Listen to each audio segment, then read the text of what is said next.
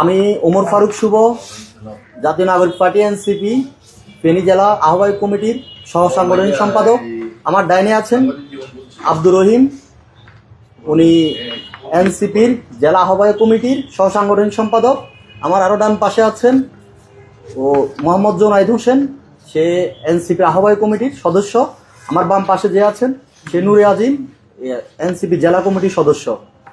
আমাদের আজকে সংবাদ সম্মেলনের মূল উদ্দেশ্য হলো জাতীয় নাগরিক পার্টি এনসিপি থেকে স্বেচ্ছা পদত্যাগ প্রসঙ্গে। শুরু করবো এবার।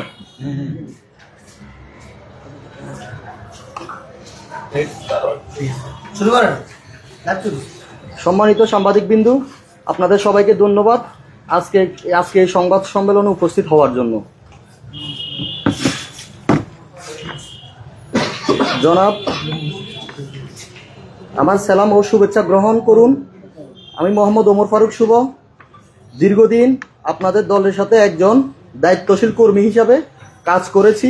জুলাই গণ অভ্যুত্থানের পরবর্তী সময়ে জাতীয় নাগরিক পার্টি এনসিপি মধ্যমপন্থা রাজনীতি করার প্রতিশ্রুতি দিলেও বর্তমানে এনসিপি নিজস্ব মতাদর্শ থেকে সরে দাঁড়িয়েছে, যার ফলে ব্যক্তিগত ও নীতিগত দিক বিবেচনায় আমি জাতীয় নাগরিক পার্টি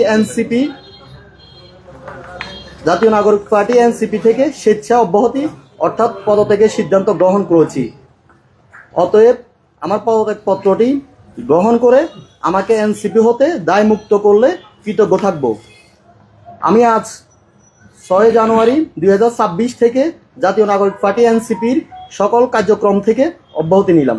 ধন্যবাদ সবাইকে। এটা কি শুধু আপনি পদত্যাগ করছেন না আপনার সাথে আর কি আছে? আপনারা দেখতে পাচ্ছেন আমার ডানে আছে জেলা কমিটির সহ সাংগঠনিক সম্পাদক আব্দুর রহিম বাবু। আমার আরও ডাইনে আছে মোহাম্মদ জোনাইদ হোসেন, জেলা কমিটির সদস্য।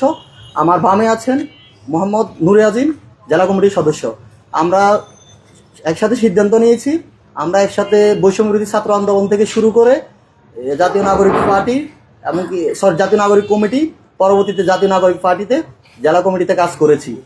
এবং আমরা এনসিপি, আমরা একটু আগে আপনাদেরকে বলেছিলাম যে মধ্যমপন্থার রাজনীতি করবে বলেছে, তারা 300 আসনে প্রার্থী দিয়ে বলেছে, তারা কোনো জোটে যাবে এরকম কিছু আমাদেরকে শুরু থেকে জানাননি।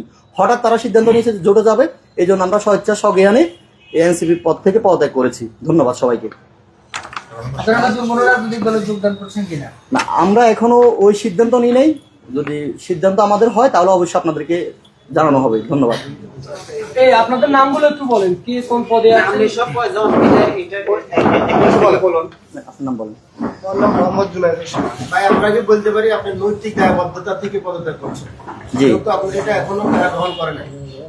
না, আমরা অলরেডি তাদের কাছে পাঠিয়ে দিয়েছি। আমাদের যেহেতু আহ্বায়ক কমিটি আছে, আমার দায়িত্ব ছিল যা তাদেরকে আমরা পাঠিয়ে দিয়েছি। আমরা তো প্রেস রিলিজে বলে দিচ্ছি যে আমরা স্বেচ্ছা স্বজ্ঞানে এনসিপি থেকে পদত্যাগ করেছি। এর আগে গণতান্ত্রিক জোট নামে একটা জোটে ওনারা ছিল, এবি পার্টি সহ গণতান্ত্রিক এই রাষ্ট্র সংস্কার আন্দোলন সহ। তো ওই সময় আপনারা পদত্যাগ করলেন না। এখন ইসলামী যে 12 দলীয় জোট আছে ওই জোটে যাওয়ার কারণে কি আপনারা পদত্যাগ করছেন? আপনারা জানেন, যখন এনসিপি 3 দলীয় জোটের সাথে যখন জোট করেছে তখনও আমরা পক্ষে ছিলাম, কারণ রাষ্ট্র সংস্কারের সবাই পক্ষে, তো আমরাও ওইটার পক্ষে ছিলাম। পরবর্তীতে এনসিপি যখন 8 দলীয় জোটে গিয়েছে, প্রথম যে জোটটা হয়েছে ওটা তো নির্বাচনের কোনো বিষয় বলেনি, অর্থাৎ রাষ্ট্র সংস্কার জোট বলেছে ওনারা। পরবর্তীতে যখন ভোটের জন্য ত্রাদশ নির্বাচন যেটা হবে, ওই নির্বাচনে আপনার সংস্কার সবকিছু ইস্যু সামনে নিয়ে এসে তারা জোট করেছে। ওই জোটের আমরা বিপক্ষে অবস্থান করছি। ওনারা স্বতন্ত্রতা হারিয়েছে, আমরা এই জন্য পদত্যাগ করছি।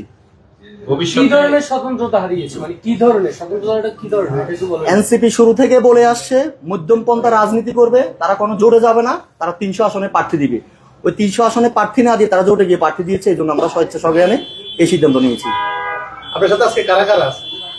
আমরা ইতিমধ্যে বলেছি, আমার ডানে আছে আব্দুর রহিম। আপনারা যে পদত্যাগ পত্রটি আজকে এখানে এসে বললেন, এই পদত্যাগ পত্রটি কি সাংবাদিকদেরকে জানাইলেন? সাংবাদিকদের কাছে পদত্যাগ করলেন নাকি দলের কাছে পদত্যাগ করলেন? আমরা দলের কাছে করতেছি, সাংবাদিকদের কাছে নয়। অর্থাৎ আপনাদেরকে প্রেস রিলিজ দিয়েছি, এবং কি আমরা অলরেডি কেন্দ্রে দলকেও পাঠিয়েছি, এবং কি মেলে, এবং কি আমরা জেলা অফিসেও পাঠিয়েছি পদত্যাগ পত্র। জি। দল থেকে কি আপনাদেরকে কিছু বলছে কিনা, যেহেতু আপনারা বর্তমান রানিং না, কমিটিতেই আছেন? আমাদেরকে ওরকম কিছু বলেনি দল থেকে।